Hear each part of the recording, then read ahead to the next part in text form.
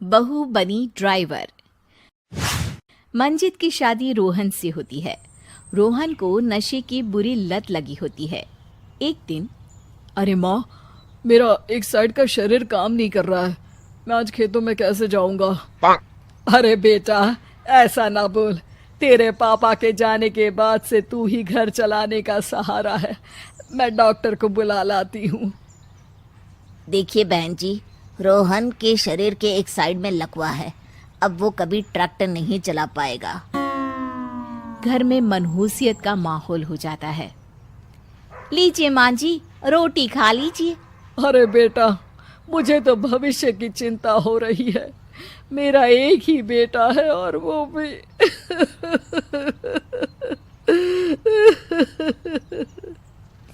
माँ जी, आप चिंता न करें।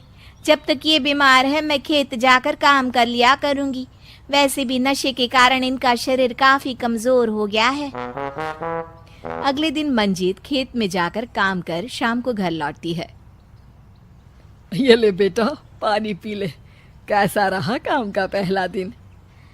माँ जी, काम तो ठीक है, लेकिन मैं अगर ट्रैक्टर चलाना सीख लूँ ना तो काम और भी आसान हो जाएगा। अरे बेटा, दुनिया क्या कहेगी कि औरत होकर ट्रैक्टर चला रही है।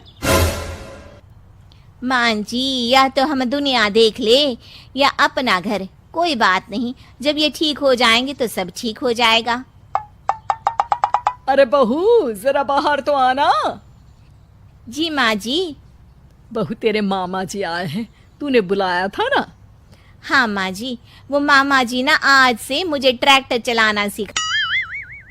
मंजित मामा से ट्रैक्टर चलाना सीखती है।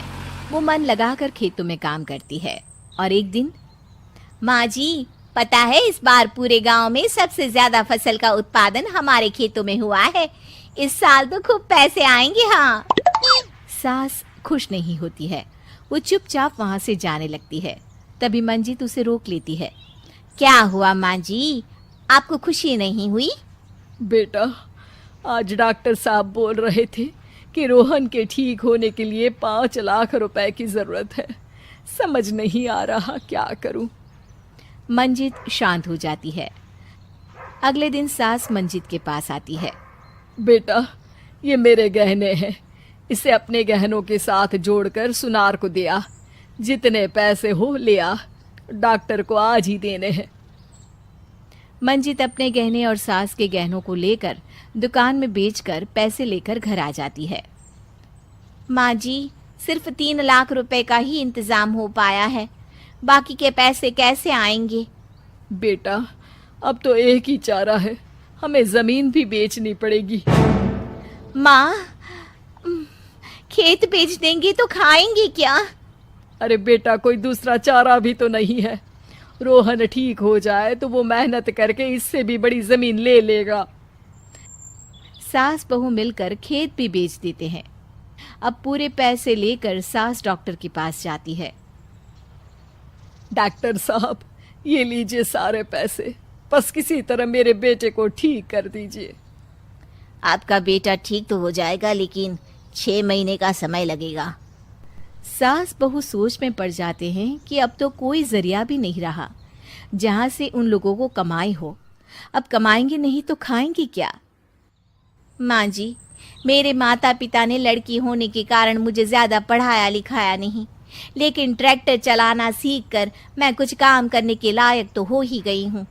अरे बेटा, ट्रैक्टर अब कहाँ चलाएगी? खेत तो बिक गए हैं।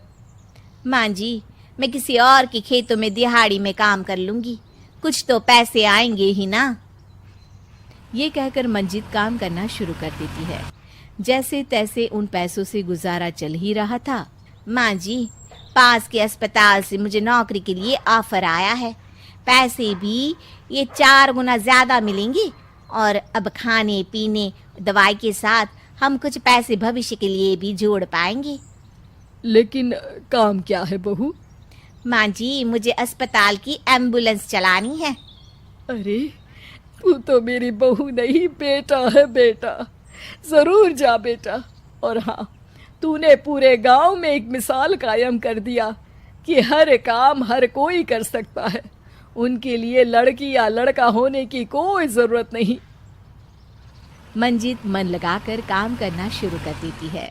आगे जाकर वो खुद का एम्बुलेंस भी खरीद लेती है और अब तो उसका पति भी ठीक हो जाता है और सब पहले से भी ज्यादा खुशहाल जिंदगी जीने लगते हैं।